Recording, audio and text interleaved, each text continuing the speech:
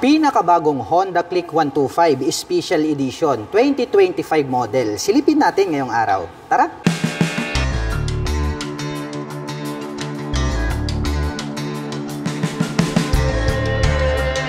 Honda Click 125 Special Edition, glossy white color, 2025 model. Ang pogi po pala nito pong plain white, talagang all white combination with black. Ito pong kanyang pairings. Kaya talagang ang pogi ng kanyang dating. Ang ganda po talaga ng pagkakadesenyo nito pong kanyang daytime running light. Nagkaroon pa yan ng pins sa ilalim na parang nagsisilbing kanyang mga kilay. Located naman po rito sa bandang itaas. Ito pong kanyang LED na turn signals. At pag ating sinilip, ito pong kanyang main light, nahahati po yan sa dalawa. Nandyan po yung kanyang high beam and low beam. Naka full LED na po ang kanyang lighting system. Naka M-shape po yan dito sa bandang gitna. Nakaterno po yan dito po sa kanyang handlebar cover. Combination naman po ng black at white. At may nakalagay naman po rito na Honda decal. Mapunta naman po tayo rito po sa kanyang front suspension. Naka-telescopic fork na black color. At ito po ay gumagamit ng single rotor disc brake na flower design with single pot caliper na black color. Tokiko po yung kanyang brand. At ito po ay naka-cast wheel na matte brown color. So ito pong special edition, naka-matte brown po pala. Ito pong kanyang cast wheel. At equip po ito ng combi brake system para po sa kanyang braking system. At ang sukat naman po ng kanyang gulong rito sa harapan ay mayroong sukat na 90 by 90-14. Mapunta naman po tayo rito sa kanyang side profile. May nakalagay po pala rito na Honda decal and then nagkaroon po siya rito ng windlet na black color. Silipin po natin ito pong kanyang fully digital meter panel display. Mayroon po siya ritong 2 button selector, tas nagkaroon po siya rito ng Honda badge. At pagdating naman po sa kanyang mga button selectors, mayroon po itong high beam and low beam, horn at ang kanyang turn signal selector. Habang dito naman po sa kabila, ang makikita lang po natin dito ay yung kanyang electric starter. At equip na po pala ito ng park brake lock. At ang gagandahan po niyan ay magagamit po natin yan pagdating po sa mga parking situation na uphill and then downhill. Dahil maglalak po yung ating gulong rito sa likuran, hindi po magi-slide pataas or pababa. Ito pong ating scooter. Yun ang kagandahan ng park brake lock. At pagdating naman po rito sa kanyang ignition, ito po ay gumagamit ng mechanical key. Mayroon na rin po siyang shutter lock key for safety purposes. Included na rin po dito yung kanyang set button. At mayroon po itong 2 front pocket. Dito po sa kanan, open po ito. Mababaw, pwedeng paglagyan ng coins. Habang dito naman po sa kabila, mayroon po siyang door. At mas malalim po ito. Pwede po tayong maglagay dyan ng mobile phones. At bukod dyan, mayroon na rin po siyang integrated na USB Type-A port. So gagamit na lang po kayo ng cable, pwede na po kayong mag-recharge ng inyong mga mobile phones. At mayroon din po siyang integrated na utility hook dito sa gitna. At ang isa sa mga nagustuhan ko dito sa mga scooter ay ito pong kanilang mga floorboard dahil talagang maluluwag at kapaki-pakinabang. Mayroon naman po itong plastic cover on top na anti-slip. At ito pong kanyang upuan, malapad din. Simple lang naman po itong kanyang set cover, black color po siya. At ang atin pong pinakabagong Honda Click 125 2025 model ay meron po itong 769mm na seat height.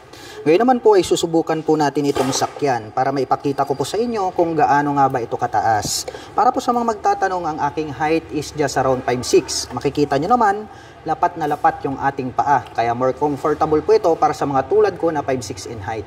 At sa tansya ko naman, kayang-kaya po itong i-maneuver na mga 5'3" and above. Buksan naman po natin ito pong kanyang underseat compartment. Mayroon naman po itong 18 liters na underseat compartment. At kasyang-kasya naman po rito yung isang half-face helmet. At bukod dyan, marami na din po tayong mailalagay dyan ng mga personal belongings. Located naman po rito yung kanyang fuel tank. At mayroon naman po itong fuel tank capacity na 5.5 liters. At mayroon naman po itong fuel consumption na 50 km per liter.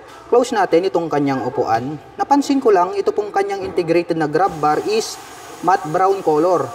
Naka-combination po pala yan dito po sa kanyang mga cast wheel. Dahil naka-matte brown color po, ito pong kanyang mga cast wheel. So dyan po natin makikita at mapapansin ito pong kanilang special edition. Dahil nga po, yung kulay ng kanyang grab bar at mga cast wheel ay matte brown color. At isa pa, ito po palang kanilang special edition. Mapapansin natin na naka 3D emblem na po siya ngayon. Before po kasi is decals lang po yung kanilang ginagamit. At ang ganda talaga, no? All white po siya. Unlike before na napakadaming decals. At may makikita naman po tayo rito na liquid cooled para naman po sa kanyang cooling system. Gumagamit po ito ng side stand engine cutoff switch. Once po na naka-engage itong kanyang side stand, ay hindi na po magi-start itong ating scooter. Kaya maiwasan nating madisgrasya dulot ng naka-engage na side stand. Black color naman po na tubular. Ito pong kanyang center stand. At metal naman po with rubber cover on top. Ito pong ating pillion step para po sa ating back rider. At ito pong kanyang engine or CVT cover ay combination po pala ng matte brown at matte black itong kanyang CVT cover. At may naka-intact naman dyan na Honda. At dito po sa bandang itaas, may nakalagay naman po rito na ESP, also known as Enhanced Smart Power. So naka 2 valves po yan. At dito po pala ay gumagamit ng single shock absorber para po dito sa kanyang rear suspension. At ang kanya naman pong braking system ay equipped with mechanical trailing or drum brake dito sa likuran. Silipin naman po natin ito pong kanyang taillight. Naka full LED po ito pong kanyang taillight at naka pop up naman po ito pong kanyang mga LED na turn signals. Mayroon na din po itong plate light. May added light reflector dito sa gitna at ito pong kanyang rear fender ang kanyang nagsisilbing plate holder. At ito pong kanyang stock pipe, two-tone color combination po pala ito ng black at silver. At mayroon naman po itong single exhaust. At mayroon na din po itong built-in na mudguard para po maiwasan natin na matalsikan ng putik itong other body parts itong ating scooter. At ito po ay equipped with liquid cooled para naman po dito sa kanyang cooling system. Ang pinaka main advantage naman po niyan, since naka liquid cooling system ito pong Honda Click, ay pwede po natin itong ibabad maghapon magdamag sa mga malalayong biyahe. So bagay na bagay talaga pang long rides po kasi yung disenyo nito pong scooter na ito. At pag-usapan naman po natin ang kanyang engine specifications. Mayroon po itong 125 cubic centimeter engine displacement. Naka single cylinder, single overhead cam, 4-stroke with 2 valve at nakakapag-provide po ito ng maximum power na 8.2 kW at 8,500 RPM. Habang nakakapagbigay naman po ito ng maximum torque na 10.8 Nm at 5,000 RPM. At mayroon po itong seat height na 769 mm, may ground clearance na 131 mm, may wheelbase na 1,280 mm, at mayroon naman po itong kabuuang bigat na 112 kg. At ang presyo po ng Honda Click 125 Special Edition ay nagkakahalaga po ito ng 83,900 pesos. At kung gusto mo naman pong kumuha ng hulugan ay kailangan mo pong mag-down payment ng 5,800 pesos. At mayroon naman po itong 4,520 pesos sa loob po yan ng 3 taon. At para naman po sa mga nakapanood ng video na ito at interesado pong maglabas ng Honda Click 125 Special Edition ay maaari nyo po silang puntahan at bisitahin.